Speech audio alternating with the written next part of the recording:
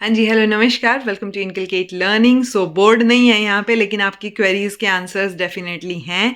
सो फिलहाल के लिए अभी कल तक का टाइम है, 3 फरवरी तक का क्वेश्चंस को चैलेंज करने का। तो काफ़ी सारे बच्चों के ये मेल्स या ये कमेंट्स आ रहे हैं कुछ एक क्वेश्चंस के, जो मैं अभी आंसर कर रही हूँ। पहला जो मेजर क्वेश्चन है वो ये क्वेश्चन आ रहा है कि मैम जो चैलेंज करना है, क्या वो क्वेश्चन सबको चैलेंज करना पड़ेगा?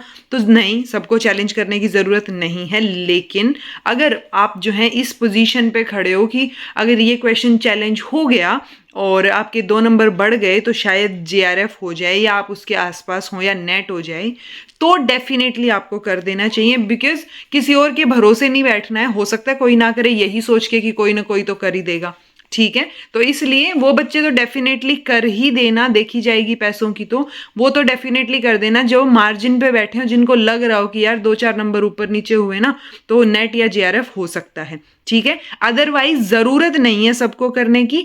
एक बच्चे ने भी अगर चैलेंज किया और वो चैलेंज जब एक्सेप्ट हो गया, तो जिसने वो क्वेश्चन अटेम्प्ट किया होगा, और चूंकि हम सारे नेगेटिव मार्किंग तो है नहीं, तो सब तो अटेम्प्ट तो करके ही आते हैं, चाहे जो भी आंसर करके आए हो उसका, राइट। सो वो सबको ही मिल जाएगा जिसने अटेम्प्ट किया होगा।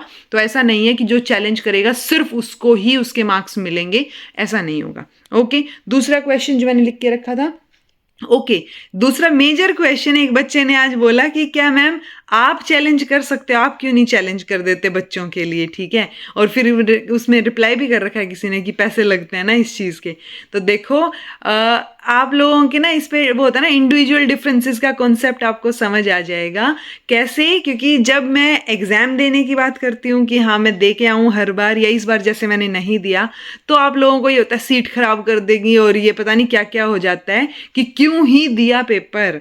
और अब आप लोगों का ये है कि आप क्यों नहीं चैलेंज कर देते। अरे जब मैंने पेपर ही नहीं दिया तो मैं चैलेंज कैसे कर सकती हूँ? दिमाग तो थोड़ा सा तो मतलब कॉमन सेंस लगानी चाहिए ना, कि जब मैंने एग्जाम नहीं दिया है, जो कि आप लोगों ने बोला था, जो कि मेरी सिचुएशन भी इस बार की ऐसी थी कि मैं नहीं दे पाई एग्जाम, या मैंने फॉर्म ही फिल नहीं किया, तो जब मैंने एग्जाम नहीं दिया तो मैं कैसे लॉग इन करके, कैसे उसमें पैसे भर के जो है वो एग्जाम दूं। ओके, सो वो चीज़ कोई और किसी और के बिहाफ पे चैलेंज नहीं कर पाएगा, क्योंकि अभी के लिए रिस्पॉन्स शीट भी उन्हीं की डाउनलोड हो रही है ना जिन्होंने पेपर दिया है, जिनके रिस्पॉन्सेज रिकॉर्ड हुए थे, पेपर दे के आए हैं जो। ओके, तो कोई और किसी और के बिहाफ पे चैलेंज नहीं कर सकता। हाँ, जब चैलेंज हो जाएगा तो सबको मिलेंगे, वो चीज़ ध्यान रख सकते हो।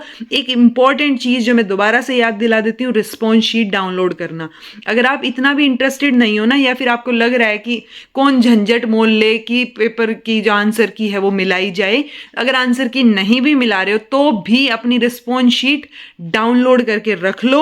बाद में वो डाउनलोड नहीं होगी और आपको दिक्कत होगी। कल के बाद तो वो वैसे भी डाउनलोड नहीं होगी, क्योंकि वो लॉगिन वाला खुलेगा ही नहीं आपका, ठीक है। तो इसलिए रिस्पॉन्स शीट जो है वो सबने डाउनलोड करके रखनी है, ताकि ये क्वेश्चन पेपर जब भी मैं करवाऊं या आप किसी और टीचर का करवाया हुआ भी देखो, तो कम से कम एनालाइज कर पाओ कि आपने क्या उत्तर दिया था एग्जाम में और क्या उत्तर होना चाहिए था और आपने क्या सोच के दिया था।